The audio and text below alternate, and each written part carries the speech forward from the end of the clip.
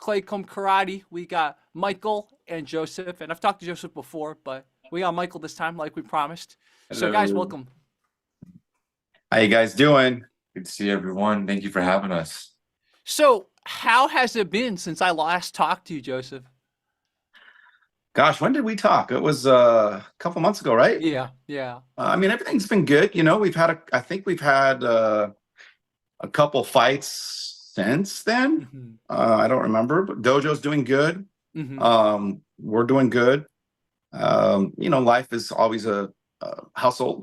Always a fast lane here in California, but everything's good. We're all Okay, good. okay. Michael's in shape. He's in camp, or at least he's training for another fight right now in November as well. Okay. And we're running the dojo as usual. So Hmm. here we are. Hmm. And And I think this is a good segue since we're mentioning Michael fighting. Let's talk about that last Fighters Ref fight, right? Michael had an amazing third round and you were given the win. How did you guys honestly feel about that fight? go ahead, man. You go ahead and let them know. Uh, I mean, there was a lot of emotions that went to the fight.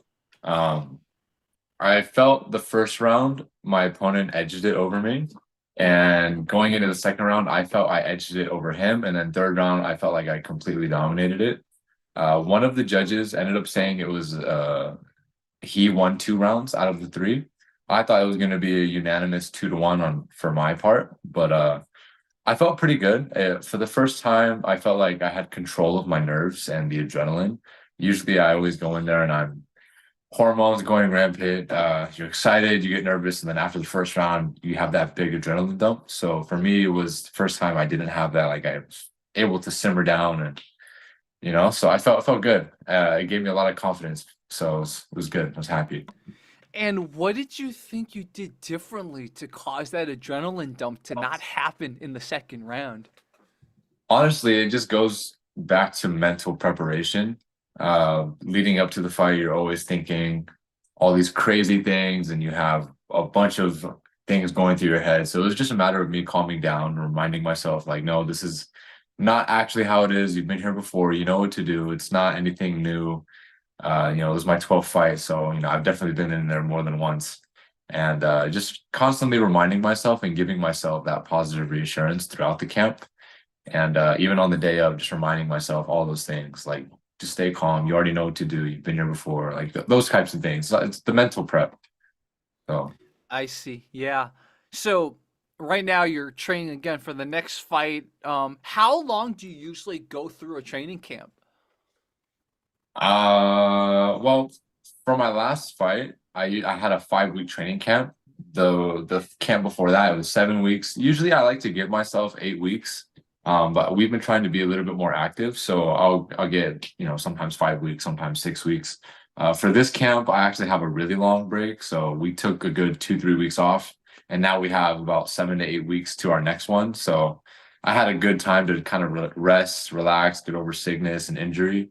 It all just depends on when the promotion lays out the date, and then we can just plan from there. But I try to stay active. I try to stay constantly training. I don't like to give too much time to where I can let loose. Just trying to stay in shape no matter what, and go from there. That Yeah. makes sense. And then obviously, students would refer to Joseph as Sensei Joseph Claycomb. So I assume you are very active in both the camps and everything, right? We talked Yeah. a little bit about it last time about Michael's training and everything. So, Yeah. like, how involved are you in Michael's camps? Well, it's been evolving. So in the first, 5 fights, the first fight, it was just all me. Um, with his techniques, and then he was doing a little wrestling, so we got some conditioning in there from that. But we were just focusing on technique and how to deal with this, stuff in the ring. Um, and then the second fight, third fight, fourth fight, up until his fifth fight, which was a title fight at Fighters Rep, we had another coach involved, and we were kind of tag teaming the training at that point. We had a strength and conditioning coach for 1 or 2 fights, who is now back in the mix, and Matthias Narducci. And he has been basically since this year. What was it? April. It was a little bit before April. So we got him back in the mix right after the March fight. Yeah. So he started coming in doing strength and conditioning, which relaxed me because I was doing all of his Tabatas on mitts. That was kind of putting a lot of physical effort and, energy from me. And we still do mitt sessions. We still do technical training and stuff, but I don't have to do all the strength and conditioning or the cardio and all that stuff, which if you don't have equipment, you're doing it by mitts, you're doing it by all kinds of different ways that involve you physically. Now he's doing sprints, plyometrics, weight training, by a certified coach, who used to train rugby teams for national rugby teams and stuff like that. So he's explosive and strong, and he's got basically somebody else that can take that load off of me with Matthias, and then I can just focus on the technique. And he also kind of does the mental work a little bit, my encouragement. We got the dojo, so there's a lot of pieces in place, but it used to be just kind of mostly on my shoulders for a while. Now it's different. Now we have more of a team in the coaching sense, strength and conditioning, technique combined. Now it's working really well, and his performance has been showing. In the last, if you see the Flores fight, the Reggie fight, the Reels fight, he's gotten stronger and stronger every single time, and the nerves are getting less and less. He's calming down in his fights, he's settling down, so it's made a big difference in his success. And we're also doing sparring at a boxing gym at Sweet Science, so he does hands only sparring. He takes his karate technique to a boxing environment. We don't have any boxing coaches. It's just me and Michael. Karate is very diverse, very immense in techniques. People wonder what we're doing sometimes, and it's just a regular technique for us. And we also go to Squirrel Muay Thai for open sparrings on Fridays as well. So he gets, the full striking spectrum and sparring, but then we also get the hands only sparring. So it's a good mix of things. And all I do now is have to refine and game plan and, and all that stuff. So it's smooth now. We have a good system, and it's really smooth, and it's been showing in the fights. Michael, is there a part of camp that you really love? And then conversely, is there a part of camp you really don't love? Yes. I would say I definitely say there's more things that I probably hate, only because there's so much torture involved. Definitely the beginning of camp, because you're getting back into it after taking that short break, and that's always the worst part, is getting back into it. I would say my favorite part is more towards the end, as the fight itself is coming up. Because one, there's less torture involved in terms of like working out. Yeah. But also you start to get excited for the fight too. So yeah, I would say my favorite part of camp is definitely towards the end. My least favorite would be like the beginning. That's when you're the sore the most too. Like you're just getting back in, right? So it's like when I'm the most sore.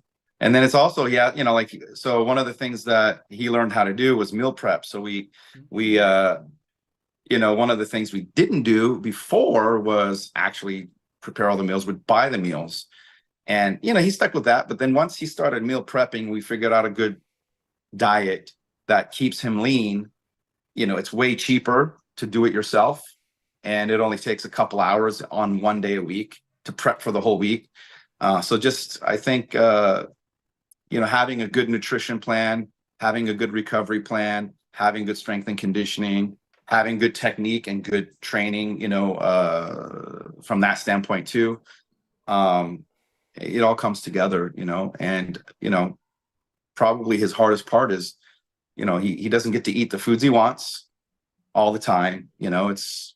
I would hate that. Yeah, definitely. It's not cool, but it's part of the game, and we don't do the weight cuts. So I don't believe in the weight cuts that a lot of other people do. So he has to stay lean and strong and fast. and meaning lean and strong, meaning that he can't have junk in his blood, you know, because that's energy output that doesn't come. It's like putting bad gasoline in your car. You know, if you don't put good fuel in your car, it's not going to run right. So I believe in efficient, having the energy, not having unhealthy foods so that you can perform even when you're preparing in the camp and get more output. And he doesn't have to cut because he's gaining muscle little by little, and he's getting stronger, he's getting faster. And so we fight at that natural weight for him. And while a lot of people, they try to seek an advantage by dropping down, and which is not good for the brain because your brain rattles. And I've read medical reports and documents on this. It's not just, you know, some article on the internet. The brain takes no less than 2 to 3 days to fully rehydrate, even after you rehydrate. So if you gain 20 pounds back, for example, in fluid, your brain's still not there and your organs are still not there. And that's why people tend to not have as strong of a chin. Michael's got a lot of good durability. You know, so it all makes a difference. And but you know, it's not the fun part of camp, is it? Definitely not. Definitely not. So, Michael, when you go, let's say you train with the Muay Thai people, you train with the boxers and stuff, do you tell them you're a karateka, or do you just kind of just like just stay low? Okay, I'm just gonna train. What is that process like? Because obviously they're gonna notice your striking style is a little different, right? Will they ask you? In the beginning, yeah, when I first started training at the Muay Thai gym, they were like, "Why do you look so different? What do you do?" And I tell them like, "Yeah, I know, I'm a karate guy. I do Shotokan." Same thing with the boxers. They would ask me like, "Why is your stance different? Your movements different?" I would just explain to them, you know, and tell them like, "Yeah, you know, this is what I do." I definitely do get asked a lot. At least when I first started training at these new places, you know. So And Does that it's invite people sparring. to challenge you more too? I'm sorry. What was that? Does that invite people to challenge you more too? Or are people usually pretty cool about it? They're like, oh, okay, he wants to learn. We're not gonna give him extra CRAP, so to speak. Yeah, everyone's usually pretty chill about it. I mean, they're always gonna try and put up a challenge, like, you know, you're sparring, you're trying to get better. But I wouldn't say people are like, oh, like he's a karate guy, so let me like put it on. Like it's not like that, you know. People are usually pretty chill about it, but nonetheless, they try to, you know, always win the round, or you know, that's just the nature of sparring, you know. And we're sparring, like we're not training anywhere. Like I've had a couple of people come in here and there for some touch-ups here and there just because there's stuff that I don't want to physically do that I could very well just do all by myself. But I'm about finding the who, not just knowing how. You know, so I can basically do everything he needs, but I physically don't want to. So I'll find like pieces that I don't want to do so I can reserve myself as a sensei, as a coach. You know, I have to run my dojo, our life, our family. I got a, you know, a big plate I gotta, you know, on my shoulders. So we don't really train elsewhere. It's training is at the dojo, him and I, him in karate class, him teaching class, and 20 years of karate, you know. So everything, you know, people say, oh, his Muay Thai is getting better. We're like, okay. we it's just all karate, you know. Oh, his boxing's getting better. Okay, it's all karate training. It's all traditional Shotokan training that we've just adapted to the environment, and that's it. And so we kind of spar at the places. We don't go out because those principles are conflicting. So, you know, if I'm going to be a Taekwondo practitioner, I'm not going to go to a wrestling coach to get takedowns when I'm trying to enhance my kicking or, you know, that kind of stuff. And then same thing with striking, you know, fighting's fighting, but principles are conflicting. If they don't match, it's hard to mesh them if they're not cohesive with each other, you know. So he goes and showcases his sparring, his skills in the sparring, and that's pretty much what he does. You know, Sweet Science, Squirrel Muay Thai, and we've built a lot of friendships there. And it's also about finding the right environment. So if you go to the wrong gym and they try to smash you in sparring, you're in the wrong place. We've experienced that already too, because he's karate. Yeah. We've already experienced that, and we left as a result because that's not how somebody should be training, or you shouldn't be in an environment where they're just trying to coach against you all day, just because you're not one of them, for example. Yeah, exactly. And Michael, have anyone messaged you, like fellow people who do karate, and have they kind of told you, oh, you've inspired them to also put their karate in the ring or in the cage? Has anyone told you that? Nope. Oh, okay. Sadly, no. I wish people would. And it's unfortunate because a lot of the karate community, they don't want to step into the full contact realm, and they're afraid. They don't want to put themselves out there. So, I wish people would message me or like, hey, you're an inspiration. Like, I want to step into the ring because of you. Hopefully one day it does get to that point, but so far I haven't received messages like that. So I think mainly because the karate community is really not paying attention to the full contact fight scene. They're not paying attention to Muay Thai scene. They're not paying attention to kickboxing. I mean, traditional karate people aren't even paying attention to the Kyokushin scene, so, which is traditional karate based off of Shotokan and Goju Ryu, and so I think that's probably a big thing. They're not fans of it. Anything with a do at the end of it, judo, karate do, taekwondo, it's not about harming your opponent. It's about being sportsmanlike and competing every day with friendship. And it's hard to do that in full contact.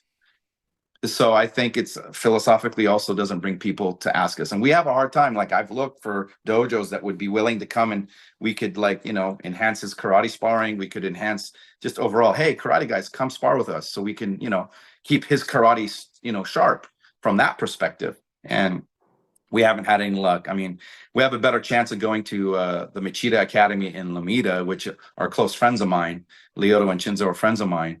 They're the only ones that actually do karate like we do. With the, and they started before us too, of course. But we're the only ones like them that are in the same. But as far as kickboxing, we're like the only ones doing karate consistently in the kickboxing ring.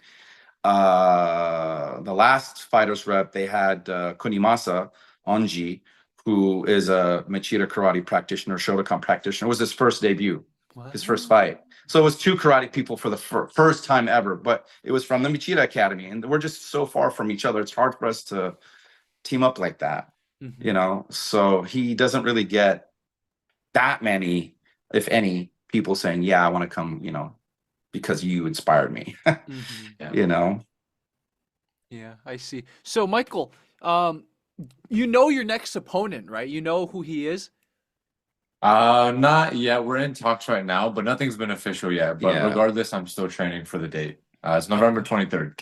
So Okay. I'm still in camp. I'm still training. We haven't officially confirmed anything yet. But we're close. We're close. I see. And November 23rd, it's going to be in the LA area, right? But yes, it's gonna be in Commerce Casino. Oh, okay, City Commerce. same spot. I saw you guys in. Okay, Fighters cool. rep, yeah, Yeah. fighters rep. Perfect. Yeah. Okay. So what's the process like once you know your opponent? Is it like, let's do massive research on him? Tell me about that. I mean, yes and no. I do like to watch the videos of my opponents to see, like, okay, what are their telegraphs? What do they try and look for? What are they weak against? Things like that. But when it comes to the day of the fight, it's always changing. There's always like some things you see that are not what you see in the video, just in the fight. So you adjust kind of on the fly. It's not like, I'm just going to do this, like what I saw in the videos. Sometimes you do, sometimes you don't. It's you have to kind of be willing to just go with whatever the fight gives you, and just take your openings as you see them. Sometimes they're there, sometimes they're not. Sometimes they get better, sometimes they get worse. It just depends from opponent to opponent. I do research, and I try to look for as many things as possible, but I don't always just create a game plan. I just go out there with it very like, okay, I'm just going to try this, I'm going to try that, and just see what happens, and then go from there. Just kind of take it as it comes. Yeah. And a follow-up question to that is, in your past fights so far, was there an opponent that really, before the fight, intimidated you? Any stories like that? Intimidate, like, did he try and do something to me? Or Like, more like you looked him up, you're like, ooh, this person's gonna be hard, like that kind of thinking.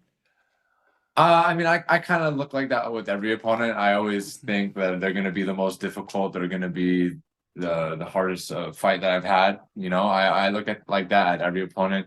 I wouldn't say it's necessarily intimidation. It's just I don't underestimate them, if that makes sense. I always try to think like, yeah, this is going to be like the hardest guy. Like that's come my way so far. That way, I don't under prepare, if that makes sense. You know. Yeah, yeah, exactly. And then that's the perfect question too. Has there ever been any smack talk between you and your opponents? Have opponents ever tried to like do any psychological warfare? Or has it been pretty civil? Uh, it's been pretty civil. Yeah. It's been pretty civil. I don't think I've had anyone ever try and trash talk me. Even on the day of weigh-ins when you do the stare downs, I've had people. I mean, everyone tries to put on like this mean face when they do the stare down, but like that's about it. No one's trying to like get in my face. No one's trying to like talk crap. Everyone is pretty civil. They're all just trying to compete and go out there. So I haven't ran into a bully yet or a jerk, you know. But hey, maybe one day I do. You never know. Yeah, exactly. So this is a question about long-term plans. So where do you guys see yourselves in 2 years, let's say, or in 3 years? You want to take it or? I'll take this portion. So I don't believe many fighters are going to be in the game 2 years from now that we are encountering now. I've said this before. As the karate guy, I've been doing this since I was 7 and I'm 51. I understand long-term journey in martial arts, let alone combat sports, which I don't consider martial arts. I consider that combat sport, right? So in the combat sport game, being competitive, being athletic, finding the window, the age, you have to have long-term goals to be long-term. And if you don't have long-term goals, you're just trying to figure it out as you go, then that's where I'm going to see how serious this fighter is going to be or not. And I look at a lot of people in the game right now that I want to say more than half the people we fought, they haven't fought again. So the first fight we had, they haven't fought again. The second fight we've had, they haven't fought again. The third fight we fought, they haven't fought again. The fourth fight we fought, they haven't fought again. So the first 4 people, none of them had a fight after that. It wasn't until we got to title shot level or contention that you see those same people that win the belts, they stick around a little longer. But even then, you don't see them. I don't see many people lasting based on their age, based on their life. Some people have kids. Some people are in their 30s already before they're even pro. So it's also the time, like, when you're getting started. And are you going for pro level, or are you just trying to figure out if you like fighting? So when Michael said he wants to fight, I said, we're not doing this unless we're doing it right. And I'm going to be the one helping you achieve the best. Nobody else will take advantage of you, because a lot of people will see talent, as they always do, and they try to poach, they try to get some skin in the game because they see something that they can get from you by being part of it. We experienced that already. We also have seen it with other people. And so having someone in his camp and have his back, like me as dad, knowing what's best for him also makes a difference. So professional is the goal, not amateurs, not be a champion in amateurs and then that's it. The goal is win or lose, champion or not, continue to learn as many times as we can to gain that experience to go professional. And once we go professional, he needs to be able to say he has a following. He has to be able to say, I'm somebody you want to hire and somebody you want to pay good money so that I can be that professional. And so that's the goal. And for long term, for lifetime, to make something out of ourselves as a team and as him as a fighter. I don't see that with a lot of people. They don't have that guidance. They don't have that family member or even a coach, You know, win or lose, the coach goes and has his gym. Win or lose, that's my son. Big difference. You know, so that's kind of how I look at it. And I don't see a lot of fighters currently. And we also have a hard time finding matches now, believe it or not, because of that. We're going to be here for the, you know, we've already planned next year another five dates already in Fighters Rep. We're committed. Wow. Win, lose, we're going to be in those dates as long as we can get an opponent. And we've already made that commitment. I don't know how many people are going to do that, but from my perspective, if you want to be long-term, you got to have long-term goals. And if you want to be a professional, it starts now in every level. You have to be a pro now. Most people are barely figuring out they got a logo. They barely figured out that they got to do advertising on social media. They're not going anywhere. And then they have all these other circumstances in the way too. They haven't lined themselves up for that long-term. Yeah. So even if they're good now, maybe they won't be here in a couple of years, but we will. Yeah. That's how I look at it. Mm-hmm. And then let Sugar Mom take over from there. Yeah. So, Michael, I think this is a great question for you too. That moment you decided, okay, I really want to be a fighter, was it a spur of the moment thing, or did you think about it for many years? Tell me about that. Should I tell him the original answer? Yeah, tell them tell them how it all started, because you know. So it all started back when I was in college. I was not happy with college and I hated it. And I was training some full, not full contact, but I was doing fighter training and fighter sparring, and I liked it. So I ended up saying I don't want to go to school no more. I'd rather just do fighting because I knew that I was good at it and I enjoyed it. And originally that was what the motive was. I want to say about 2 to 3 years in, after doing a lot of training, I still hadn't fought yet, but there was a moment where I was like, yeah, like this is what I really want to do. And it wasn't a spur of the moment. It was more like a gradual thought process, because as the training went on longer and longer, there's times where you hate it, there's times where you like it. And once I kind of experienced all that, and then I was like, okay, this is really what I want to do. I think I can get somewhere far in this, you know. It wasn't In the pandemic too. The pandemic kind of also affected that a little bit. Yeah, the pandemic affected that. But yeah, I want to say after about 2 to 3 years of training, that's when I realized, like, yeah, this is really, I like this. I've been through the ups and I've been through the downs. This is what I want to do. So. And I assume before doing kickboxing, you were in karate competitions too, right? Since Yes. you were a kid? Yeah. I was, so I started when I was 4. I'm 24 now. I was doing tournaments since I started at a young age of 4 all the way till I was about 15. And then we stepped away from the karate scene for a little bit because we didn't agree with how the game was changing and how it was evolving. But I did do 11 years of just straight competition. And so I want to say I did at least over 50 to 60 tournaments. I did a couple recently when I was 22, 19. I did like 1 or 2 just to kind of go back in and just try it, you know, see how it was to feel that experience again now that I'm an adult. But yeah, all my foundation is from those 11 years. Wow. So let's talk about that first kickboxing fight ever. Tell me about the preparation. Tell me about the emotions, everything. When you finally got the fight, tell me about it. Man, it was crazy because we didn't know what to expect. We didn't know how anything went. In terms of like preparation, like my dad was saying, the first fight I was doing wrestling conditioning, and for anyone that knows grappling or does grappling, they know the cardio for grappling is way different than the cardio for striking. So my cardio was good for grappling, but it wasn't the best necessarily for striking. And we didn't know that. We just were thinking, yeah. We didn't have a rhyme or we didn't have a system at the time. It was like, okay, let's work on techniques. You're getting your conditioning over here. Yeah. You know, and he was in good shape, but it's different, you know? Yeah. And then it was first fight. So I had a massive adrenaline dump. I remember after the first round, like the bell rung, I just walked back to the corner and I was like, what the hell? Like, this is what it feels like. And second round come in, I couldn't hold my hands up. I was so tired just after the first round alone. I was like, oh my goodness, this is totally different than I like expected or thought, you know? I didn't expect to get so tired. So yeah, that was definitely a crazy experience. Yeah. How quick after a fight do you go to the drawing board, examine all the footage? Do you take a few days off, or it's like the next day you're training?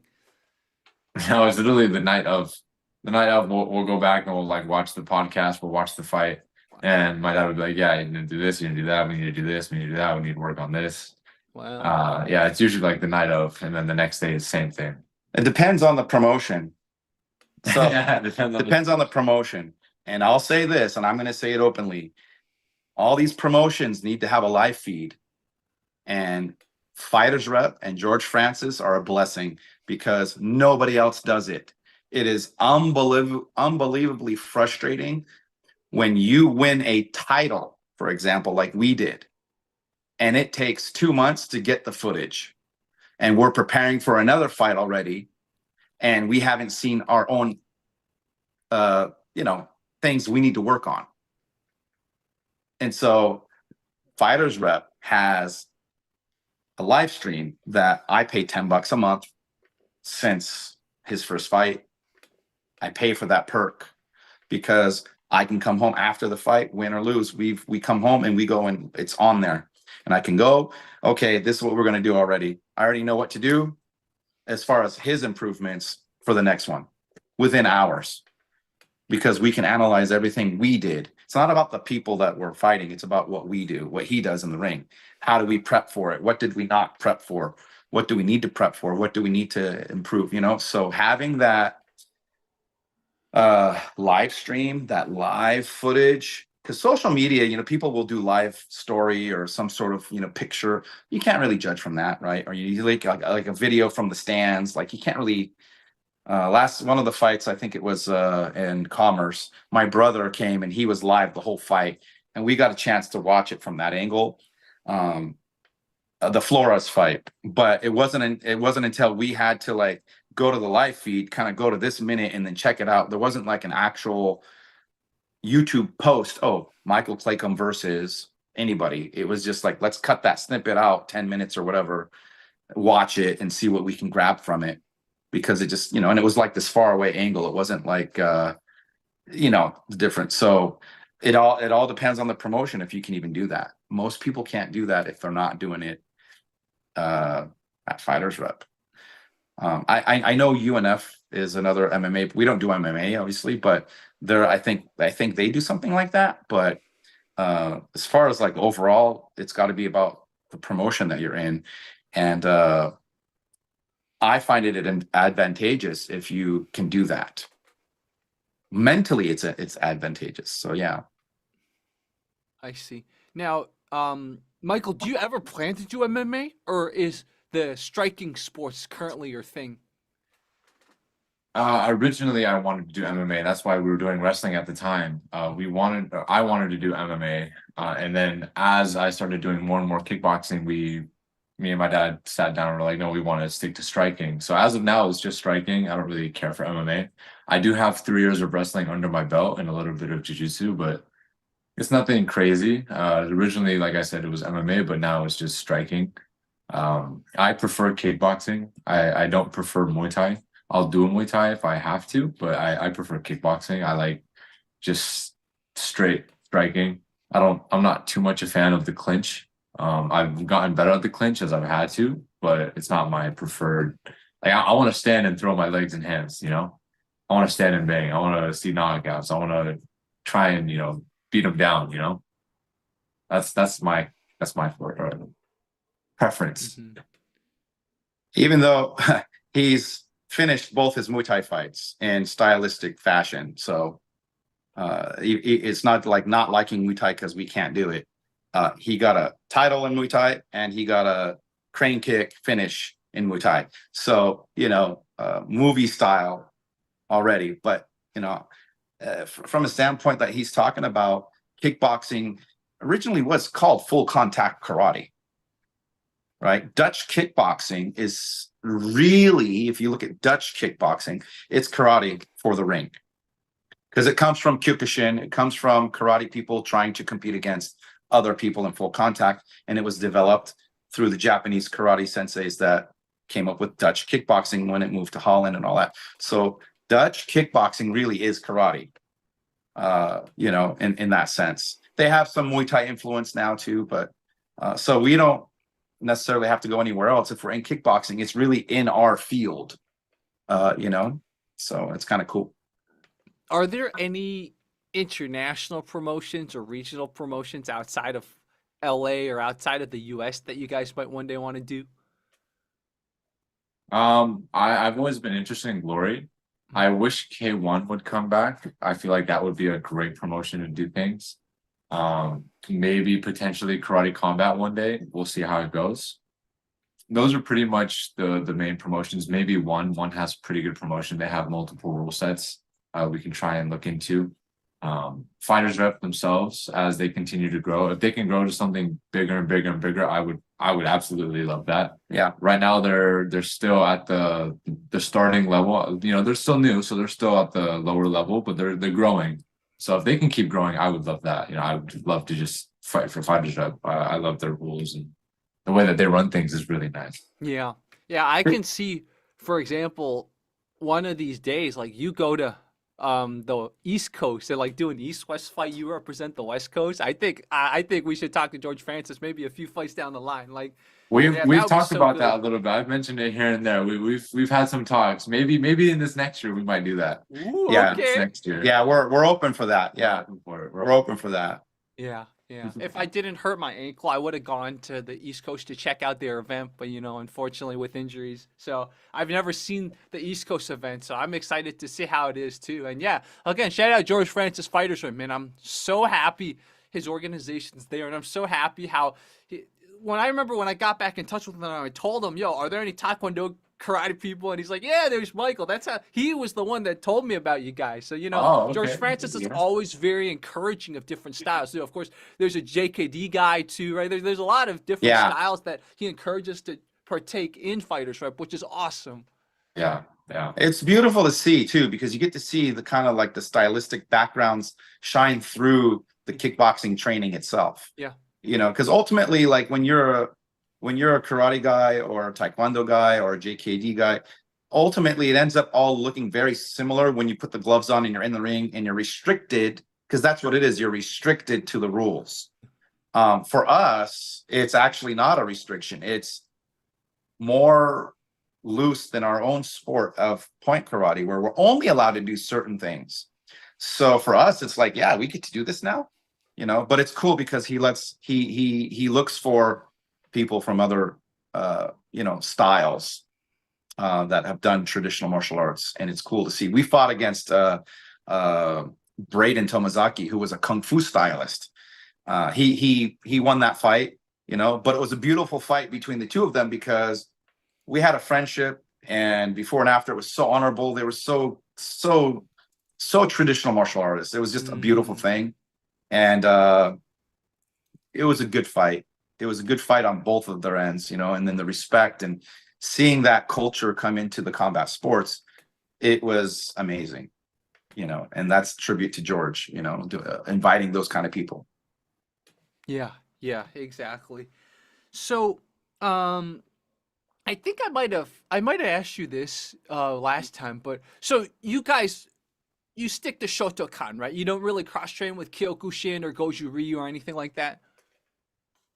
Well, I have Goju Ryu experience. I have some Kyokushin experience. I have friends who are Kyokushin senseis. I haven't done too much training in Kyokushin, but I do like the principles, and I have mixed it up a little bit myself. And people ask me, do you do Muay Thai or kickboxing or something? I'm like, no, I just like kicking bags. You know, one of the things that I do is I used to be a good kicker, and kicking heavy bags and stuff like that was something that I enjoyed. So when you do that, you learn how to kick differently for different scenarios. But as far as Michael goes, no, it's all karate. Shotokan, for the most part, is our foundation, and everything we need is there. You know, of course, people don't realize, they just see what they see on YouTube. They don't understand that an art has everything you need if you just dig for it. All you got, I need to learn how to do some reloads. Oh, well, that's Hanmi Zenmi twice in a row. We call that half body, full body in Japanese. Well, that's half body twice. you know. So a reload in boxing is what we call hamizami, you know. Just you know, there's a lot of principles that you see, or it's just fighting techniques, just principles are slightly different, but Shotokan is it. We don't need anything else. You don't ask, you know, people don't ask a Muay Thai guy, you know, do you need more than that? No, you don't ask a boxer if he needs more boxing, you know what I mean? Like, so we kind of feel like, why is it everybody asks that we need more than karate? It's because of what they see on YouTube, and they don't understand. We've got every single punch and every single elbow, clinch, and knee, and leg kick, and high kick, and every kind of block and defense you can ever imagine. It's just not on the sport of point fighting because it's meant for being safe. Full contact, nobody wants to get a leg kick from a Kyokushin guy. You know, so yeah, it's Shotokan, you know, pretty much adapted for the rules. Yeah. I love that every time I interview you, I learn a new term. Like last time, right? I learned the sen no sen, go no sen. Yes. So like this is great because I love these terms, especially one of the things I love to do is I'll look at the Chinese characters, right, to see if it translates directly from Chinese. So that's like an extra thing that makes me enjoy these Well, conversations. So kanji, right? Kanji yeah, is exactly. Chinese characters. Hanzi, right? Kanji is Hanzi in Mandarin. So yeah, exactly. So like this is another reason there's something about if you learn some of the traditional martial arts and you do take some time to learn the culture, it pays off on an extra level because Yeah. if you can learn the deep culture behind it, I think it actually helps you learn.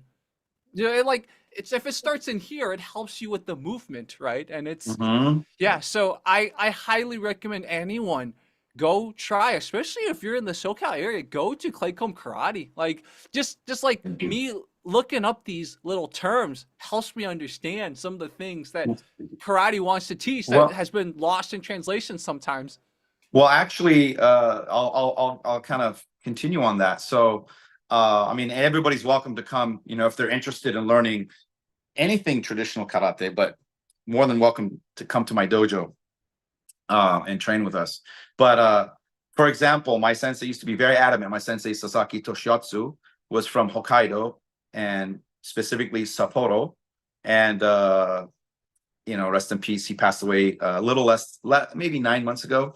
But I was with him and my colleague for about 20 years under him, and learned a lot of things. One of the things that is important in karate is no matter what country you go to, if you learn the terminology, you understand the body movements. So for example, you have to learn the part of the body you're using, the direction it's going, the target, left and right, and the course, whether that's round, straight, thrusting, snapping. So you learn all these things like age is rising, toshi is downward, mawashi is round, you know, seiken is four fists. So like chokosuki means like a straight punch. All these things are like body mechanics that you learn, and they're Japanese words, but even Japanese don't use them. They're specifically martial arts terms, kind of like medical terms for English speaking Latin based, you know, similar. And so karate really has pretty much full scope of understanding the terminologies for each technique, you know.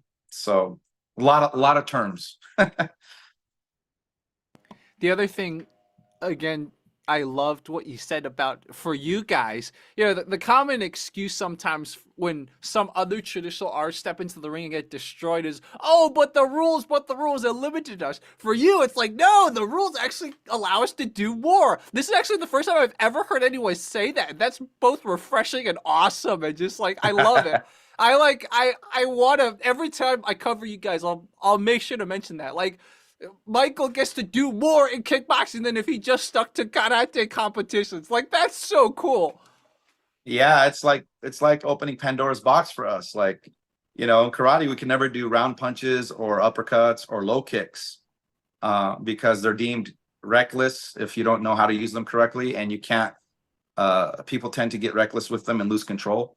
So they use techniques that have more of the ability to not hurt your opponent. Even though you can really hurt them with them, you also have the ability to not hurt them.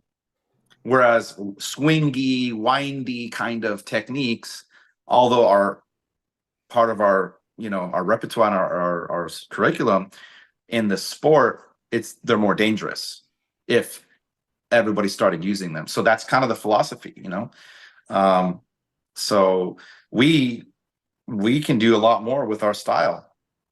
Even in MMA, that's the case too, by the way. But we like the kickboxing. Michael likes the kickboxing. He's good at kickboxing, so. And Michael, obviously, a lot of the highlight stuff is the stuff that people associate with karate, right? Even though, as we've learned many times from talking, that all the techniques, even the stuff that people consider simple, or they consider it boxing, or that comes from, that has its base in karate too. So, like, when you do decide to add the flair that like stereotypically is in karate, is that something you consciously do, or is it just like, okay, spur of the moment, all right, it seems right, I'm gonna do it? It's always spur of the moment.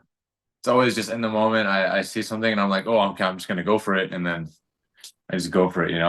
All the other basic stuff is just more basic, and it's more like strategic, methodical, all that stuff. But all like the flair stuff that I do is just always like, oh, okay, I see the opening, let me just go. Mm-hmm. Mm-hmm. And it seems like it's flair because most people don't do that stuff, right? But it's like, what would you consider flair, for example? Yeah.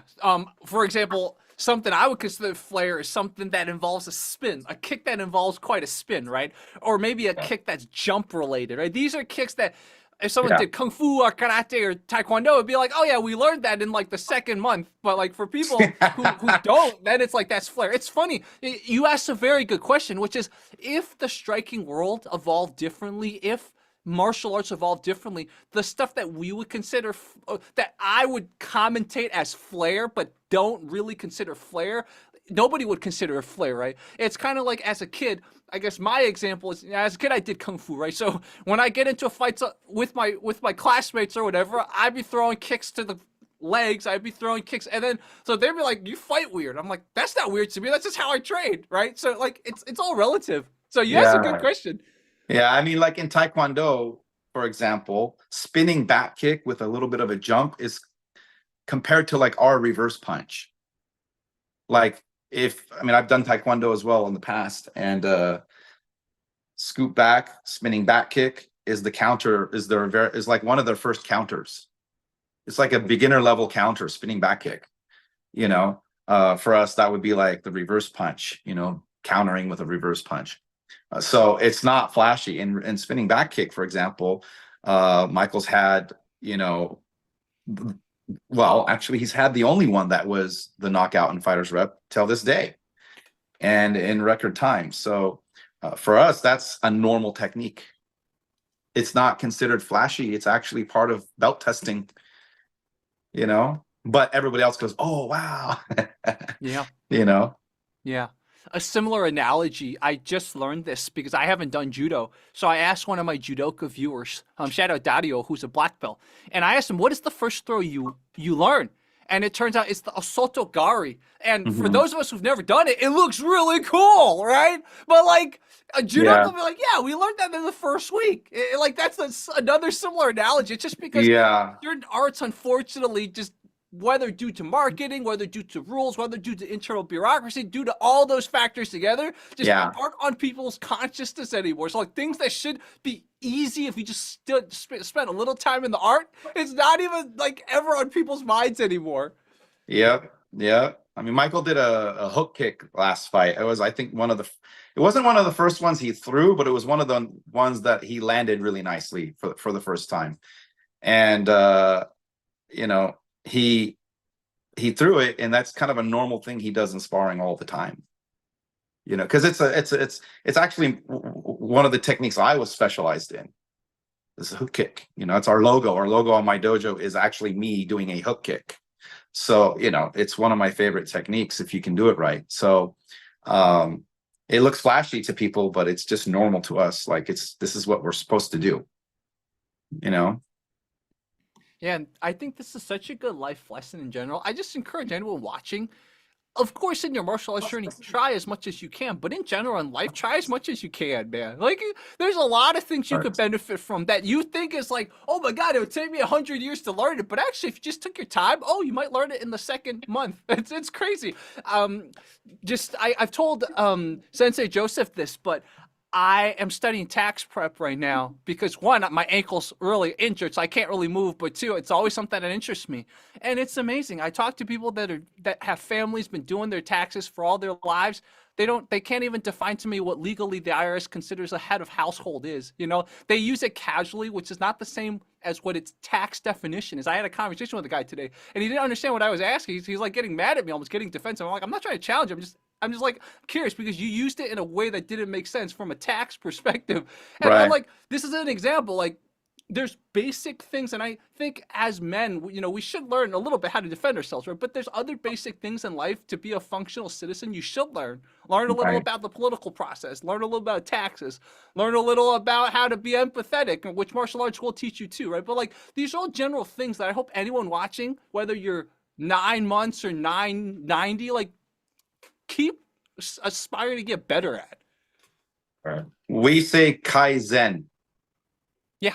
Kaizen. That's a principle of constant improvement. Yeah. Whether that's improving your current craft or learning other skills and getting better at them too along the way. So exactly what your point is. Yeah, you know? Exactly. And that's a term that has a big buzz in tech, right? But of course, tech loves to, in general, with America, they love to commodify things and it loses the meaning, right? Same thing with the word kung fu too. Like, kung fu in a way is like the Chinese definition of gai shen, as we say in Chinese, like gaizhen, as he said, gai shen. Those are the characters in Mandarin. Yeah. Same thing. Constant improvement, constant proactive improvement, right? That's sort of what kung fu meant, right? So like at the end of the day, they don't even realize what kung fu means. Yeah. Like, it's to work hard and to endeavor. Yeah. Kung fu. Yeah. They just think it's called kung fu. Yeah. And it's a name. Yeah. They don't understand that the actual meaning behind kung fu is to strive and persevere. Yeah. Yeah. You know.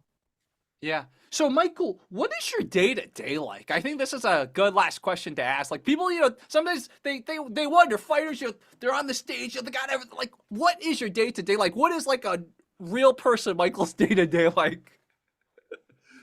So during the week is when I have all my training and stuff. I'll wake up. I'll always have my breakfast first with coffee, and I gotta have coffee. Yeah, me too. I'm a like one coffee a day person. I have to have it too. Yeah. Every morning I have coffee. After that, I'll do a workout, and usually that consists of either weights, sprints, plyometrics, or doing cardio. One of those aspects, and that usually takes me a good hour to 2 hours depending on the workout. After that, I'll have my meal prep that I make, and I usually make meal prep on Sundays. So I'll have my meal prep, I'll shower, and then I'll get ready for dojo. I'll get to dojo around 5:30, and that's when our classes start, and I'll teach from 5:30 to 8. And then at 8 o'clock is when I train. I'll train with my father in the class that he teaches, whether it's our traditional classes or whether we're doing kickboxing classes. And after that, sometimes we'll do extra pad work just solo, me and him. We'll work on strategies, techniques, refinement, stuff like that. And then I'll come home, shower, get ready for bed, and then rinse and repeat. That's my day to day. I see. And do you guys make room for, let's say, occasional breaks, like once a week or once a month or once every few months kind of thing? Like a day where it's like, let's not think about fighting, let's not think about karate, let's not think about our dojo. Can you guys even do that? Like, it's okay if you say no, because I can never not think about this stuff, right? So yeah, usually there's no break. Usually there's no break. It's constant, like, going in and out day to day. Saturday I work out too, so it's like the only real break I have is Sunday. And that's where I spend doing chores and meal prepping and, you know, stuff like that. So it's like. But we do go places. We do stuff like we're going to go to Not Scary Farm. It might be the last one ever. We're doing that tomorrow. You know, we do things during the summer. I tried to go to the beach a couple times. You know, we try to do stuff to kind of break the monotony a little bit. But for me personally, I love what I do anyways. So I don't really need a break from it. I just need a break from some of the stresses. you know, like we all do. So, you know, running the business is probably the most tedious thing to do if you're dedicated to martial arts. But other than that, yeah, I mean, like I like hanging out, watching TV, relaxing, you know. And Michael, I think same thing. I mean, he's chilling all the time when he gets a chance. So Yeah, I'm always working out. So whenever I get a chance to do like nothing and be a vegetable, I love it. I'm like, yes, let me just sit here and lay down and do nothing. Yeah. Yeah, that's kind of a sort of balance thing that I sometimes am still learning because definitely um yeah, there are times, multiple times, I'm getting better at it now where I'm like, oh, I'm about to get burned out. Hey, let's stop, right? So that's an important thing that I think even someone that works as hard as you two, like you guys also like talking to you guys, to realize, yeah, you guys are very good about spotting those times. Okay, if it's time to sit around for a little bit, let's do it. Let's embrace it. yeah, Right. Everyone needs it. I have aches and pains at 51 years old that I didn't used to have when I was his age. So I also need more time to just woo-saw, you know, and recovery is amazingly longer. I could do something really well on Monday and it's Friday and I'm still sore. You know, it's just so it's never ending. And you know, you get older, it gets even harder. So that's why I keep telling him, like, you know, enjoy it now because it's gonna get harder as you keep going. Yeah, definitely, definitely. I'm at that age where I'm starting to finally feel it. Like this, especially this time when I fell really bad and sprained like three parts of my ankle. Right, that it would have happened before, but it wouldn't have been that bad. And I was like, okay, I see the writing on the wall. Okay, all right. So we leave the fighting for people like Michael. Yeah, yeah. Well, how old are you now? I'm 34. Yeah, yeah, Yeah. it's coming. Yeah, It's so coming. it's like even in my late 20s and even in my early 30s, I didn't feel it, right? Because like in my late 30s, I had this burst of inspiration when I started really training again. Like Yeah. like it slowed that like inevitable, oh, your metabolism is gonna slow down everything, you know, like in my early 30s because I started training hard again, it like delayed it. But now the body's at the point where nope, you're just gonna start getting hurt a lot if you train as hard. Yeah. So Yeah, yeah. You know what I experienced too is like, you know, I'm around a bunch of young kids and you talk to them like men because they're technically adults, yeah. but I'm 30 years, 25 years older than them. And, you know, I try to relate to them, but at the same time, it's like, you guys have no clue. I have a lifetime, I'm double your age, you know, where you have no clue what the stresses and all these things are. Everything you're going through now, I've already been through 10 million times. And, you know, uh, martial arts is for life, you know. So you know, you go through the pains and the aches and all that, but there's lots to learn. And people, I guess maybe off topic, but people just, you know, want the quick way. You know, I call it McDonald's society. You know, they want to learn how to fight, but they don't want to learn martial arts. And I say this all the time, like, you know, a lot of people, they're not martial artists, they're just fighting, and they're fighting a rule set in within a rule set, and that's MMA, kickboxing, and all, and Muay Thai. The sport itself is all they do. They don't go past the sport. Talk to me when you're 40, when you can't fight, and when you don't have anybody that wants to fight, train with you, but train with you for what? To learn fighting techniques or learn things that are for longevity. So martial arts, true martial arts, is beyond the sport, you know. And if we can get people to just have that longevity and that mindset, then maybe you would have the martial arts get stronger again. Right now I find martial arts is very weak because it's only combat sport minded, Yeah, I you agree. know. I agree. And So my sort of interpretation of what you said is evolving as we speak because it's the same thing. Like I, I used to not understand some of the discipline, the mental parts of it, right? But man, the past years have not been kind to me when it comes to just like my body. And so that's like, how do you apply the martial arts mentality? But you know, when your body's weak, right? And it's like, I was like, I understand it now. Like the martial arts training I've had, if I was only a fighter, only a brawler, I wouldn't be like, oh, but I can study chess. Oh, I can study accounting. Oh, let's still get up every day and let's still work on my channel on martial arts. Like these are things that the martial arts mentality gives you that if you were yeah. just studying to hurt people, I don't think you would be able to apply in as broad a scope as what I'm slowly learning and what Well, I'm sure you guys teach. in traditional martial arts, I'm sure you know already a little bit, you have the forms. The forms have artistic value, not just application value. So kata, pumse, uh, uh, the different names that you might hear for patterns and forms. Like you see Tai Chi. What is Tai Chi doing at 4 a.m. at the park? They're doing a form for longevity. So when in that regard, there's much more to it than just what's applied in a ring or a mat. There's more to martial arts than fighting techniques.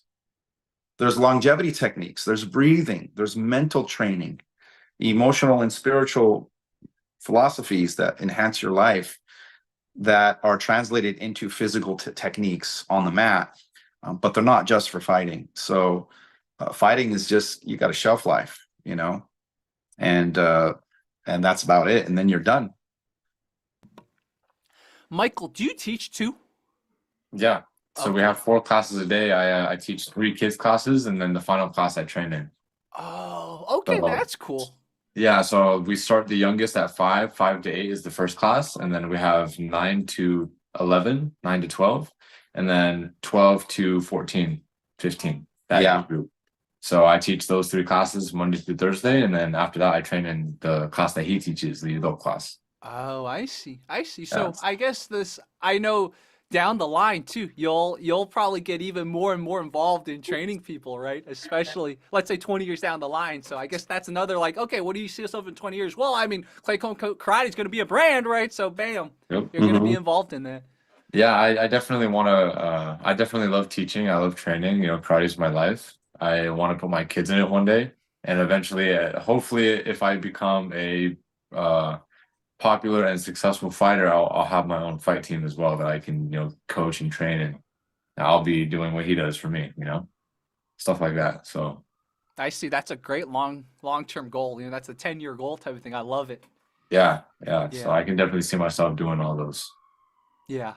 Okay. I think this is a good stopping point. Let's definitely do as many of these as we can in the future. So Yeah. every time we have anything new to rant about, or just, anything, seriously, like if there's a fight reaction we want to do, like we could do one after a fight, and then we could like really, really talk about it. So yeah, always down, always down. And another thing, I told Sensei Joseph this too, but potentially I might get you guys to like do like a guest 30 seconds where like maybe there's a karate question. I cover another karateka or something. I'm like, I don't know what technique that is. Hey, let's have Claycomb Karate, and then you two kind of show it. Yeah. So I want to welcome again you guys to do that anytime. Even if you guys like don't see me cover karate, you guys want me to feature something, just feel free to send it to me. Be like, oh, this is a karate concept that like people should know about. Always welcome to do that. Yeah. Awesome. Yeah, we'll be more than happy to do that, because I feel that people need to learn more. What I see on YouTube with all the clickbait that you see, they have these fancy thumbnails and stuff, but they don't have any substance behind it, or it's something you think it's something else. It's really deceiving. I feel like because we have the technology to do so, and it's, practically free, to do so, it's important to I'm sorry, Salah, can you close this door? It's important to, basically educate people through sharing your knowledge if you can, and getting on a platform that can spread that message. And, when I was younger, if you missed the class, you missed the class. You didn't have YouTube, you didn't have a replay, you didn't have social media, you didn't have any of that to kind of spread that word. And now I just posted on Instagram about a magazine I just bought, like I showed you. People don't even go look for publications. They don't read. I don't know I should say combat sport practitioner. I haven't met one yet that actually has a book. I'd be surprised if anybody has one book about the art that they're training. They just go to the gym, they go train, and they come home, and then they go back, and they got nothing but social media and all that stuff. I find it important that we get people to, read more, or at least, if it's not reading a physical book or something, it's studying more in depthly, you know, somehow, some way. But you don't keep that reference if it's not physical in front of you. That's the important part of books and magazines, is they're there forever, whether you have candlelight or internet, you know. And then, you know, it's documented. Digital can be erased and crashed and eliminated. Books and magazines and videos, specifically books and magazines, are important because there's context, there's reference, you can always go back to it. And I think we should be able to share through YouTube and social media those concepts too, because people are not going to those references anymore. So it's kind of a hard balance, you know, but I find it very important. And most people don't know, when they say karate, they have some weird idea. They see Wing Chun and they think only what they see on the TV with, you know, Ip Man and Bruce Lee. You know, they don't understand there's a way bigger perspective, you know. Kung Fu is a beautiful art, you know, and how many arts within, you know. So it just, people are ignorant. And I find it disappointing that most people that are in the combat game sport or combat sports game, they're just not educated. Realistically, they're just not educated. Most coaches aren't either. Sadly, you know. Not that they're not good. I'm not saying that people aren't good. I'm just saying a lot of them don't understand, and they're not interested either. Like, we're the only ones in kickboxing, right? You'd think we'd have more people interested in what makes karate work for us, because we're the only ones doing it, you know, or at least in this area, we're the only ones doing it. But they're not really interested, and that's something I feel we need to continue. So we'd love to be on your channel more often. And if there's any content, any questions, whatever, Michael, me, you know, you just hit us up. Yeah. And something potentially we could plan in the future. So for anyone that watched till the end, this is something potentially, again, I can't promise anything, but I'm sure there are schools that are not karate based that might want you guys to host a seminar once in a while. So we could potentially talk to some schools. I'll set up some of those connections. Again, I can't promise anything. I mean, you I know, know some schools that would be pretty open-minded. Anybody who's interested in like learning how traditional martial arts can connect to the combat sports game. It doesn't have to be karate. It could be Tang Sudo. It could be, you know, Kung Fu, Taekwondo. It could be anybody. How do you do this? How do you bring your traditional art into this realm? You know, it's not what people think. You know, most people think it's just, oh, go to a gym and you just go do it over there. What they try to do is strip you of your traditional martial art, which is what we refuse to let happen.